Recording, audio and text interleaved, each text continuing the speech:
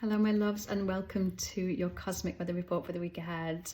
Our final Cosmic Weather Report of 2024. Thank you so much for all of the love and the support and the good vibes on these. I've shown up every week for an entire year and I love doing them for you. So tell me, do we keep them going in 2025? Are they helpful? Do you want more of them? Let us know, and if so, I will keep them going for you and keep bringing this energy through every week. The first thing I want to talk to you about this week is obviously we've got the traditional New Year this week. Any of you that know me well know that I do not celebrate the traditional New Year.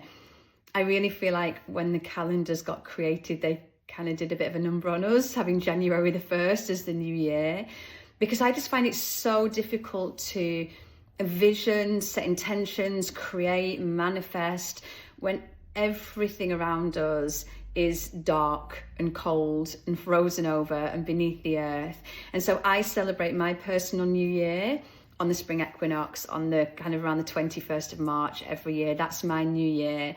And I find it so easy then to be able to find that energy of wanting to create, manifest and bring things to life when everything in nature around us is doing the same. However, the traditional New Year is a good page turner, or the closing of a chapter, or even the closing of a book. It is a beautiful opportunity where we do get to kind of wipe a slate clean and begin something again. And what this is really beautiful for is setting intentions and planting the seeds of what we want to grow come spring. So it's now that we really want to be using perhaps these traditional New Year energies to think about, what do I want to grow in spring? What do I want to bring to life and create and manifest in spring? Let me plant these seeds now. And then through the next few months as winter is wintering, how do I nurture and nourish and gather what I need to help these seeds to come to life and grow when the time is right? And how do I help these seeds take deep roots? So how do I really establish these seeds of my dreams and desires and intentions so they've got these deep roots from which to grow and rise come spring? So that's what we really want to use this time of year for now. Not necessarily making the things happen now and making the changes now, but planting the seeds and then taking care of them and nurturing them. And then following that pattern of nature, we'll get Imbolc on the 1st of February, where beneath the surface, all those little seeds will start to stir, including all the dreams and desires we lay at the new year.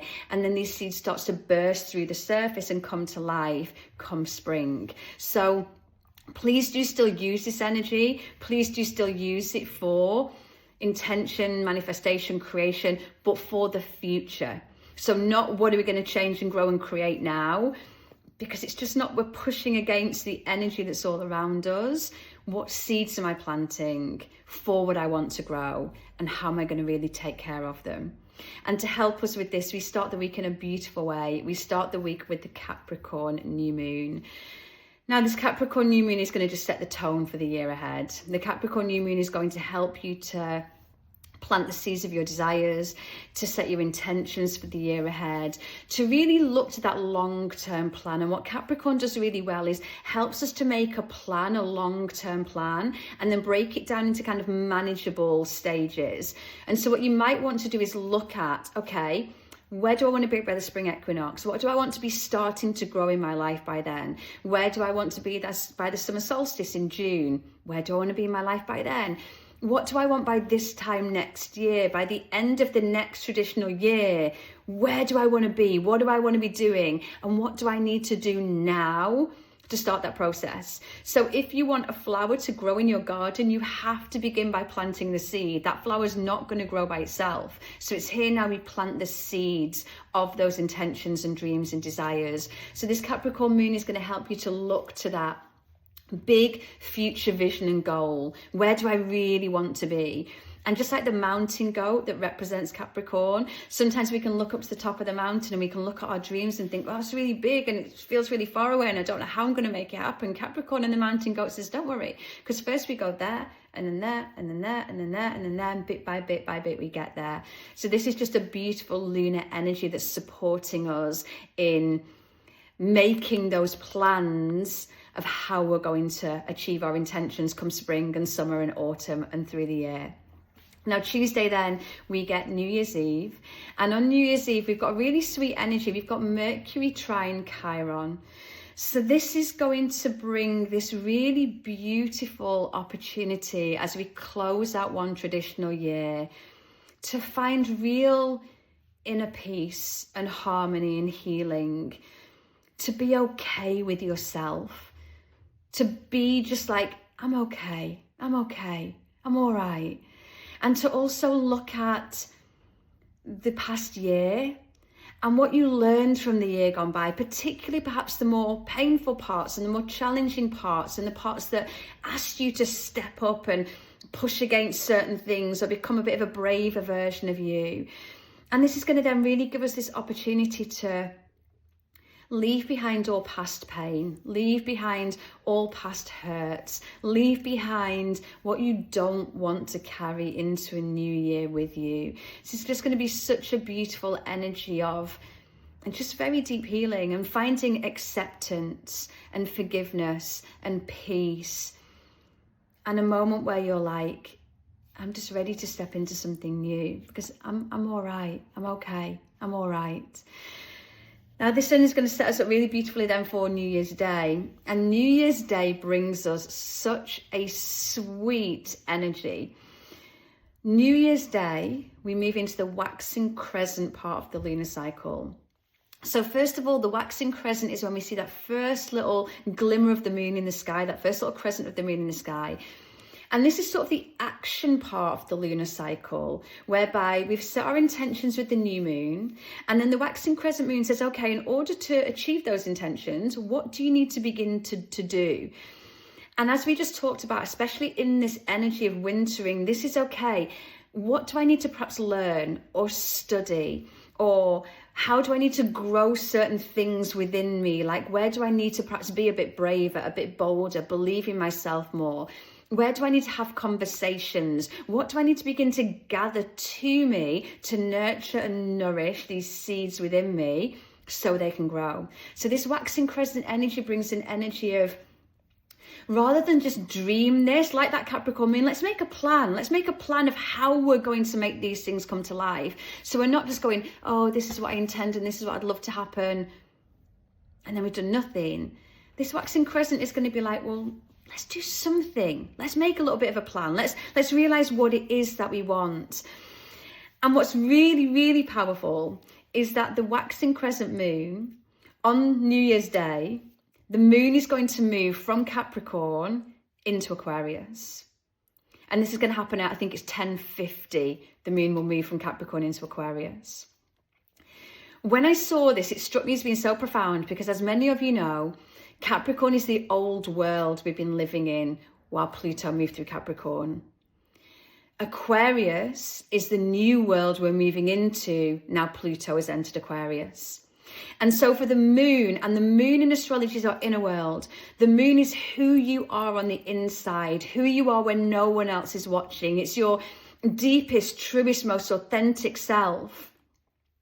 This to me is asking us to make that shift from old world to new world, to on New Year's Day, leave behind the old to welcome in the new. Let go of old patterns, behaviors, versions of you, what you accepted, put up with, allowed, to move into something new, which is that Aquarian energy, which is liberation, freedom, your authentic self, being able to be the most true and authentic and free version of you. And so this struck me as being so profound on New Year's Day, that we were moving from Capricorn into Aquarius energy, asking us to make that real shift in our lives, to move towards more authenticity and liberation and freedom and awakening. Now, this is going to be backed up then really powerfully on Friday as we get Mars opposite Pluto. That Pluto energy again. Mars is the planet of motivation, drive and desire, opposing Pluto in Aquarius.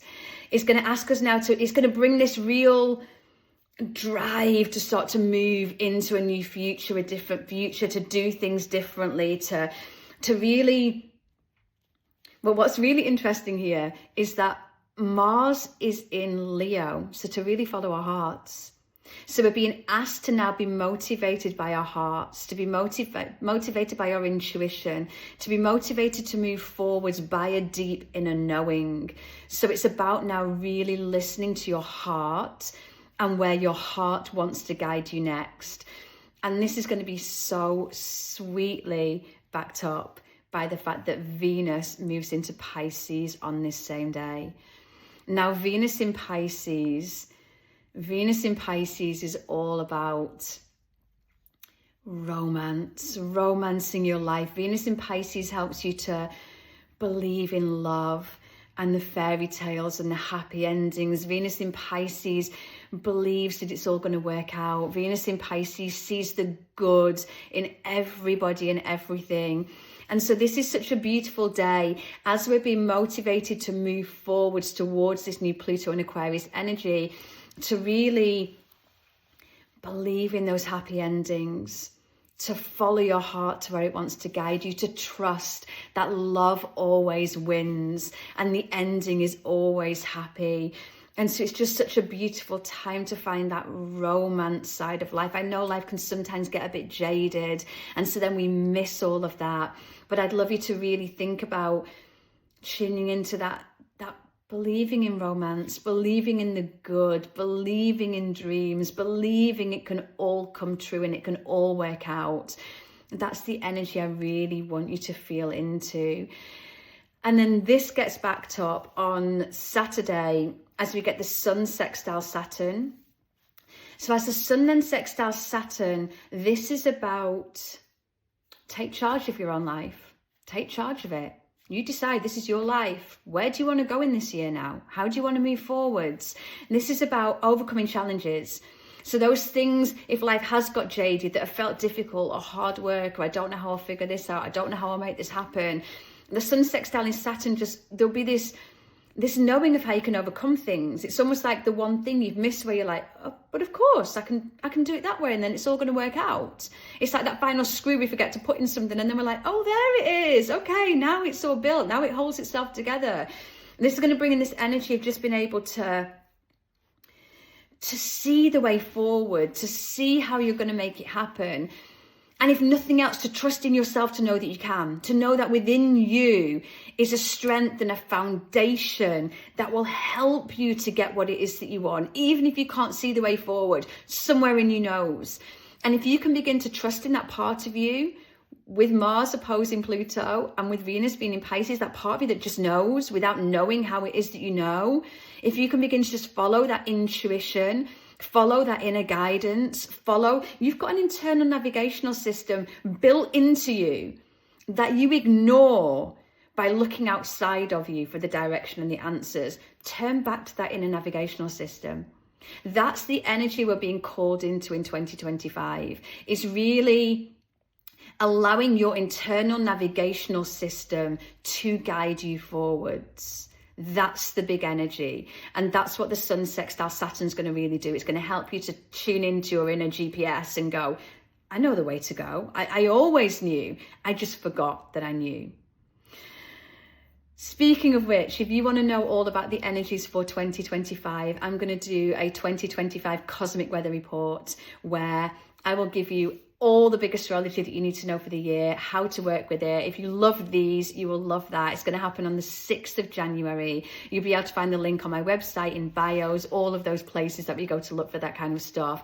But I'm going to lead you through every big transit that 2025 is going to bring. And then together we can walk into this year. This is going to be a huge year. This is going to be a year that we haven't really lived through a year like this before. It's going to be a really big, powerful year. So if you want to walk into it with a like-minded community, with me as your guide, which I'm always so grateful for, join us on that and I will lead you through it. And otherwise, if you want these to continue, let us know and I will keep showing up every week to bring through the energy for you and give you that little wisdom from the skies. In the meantime, I wish you a happy new year. I'm sending you so much love and I'll see you on the other side.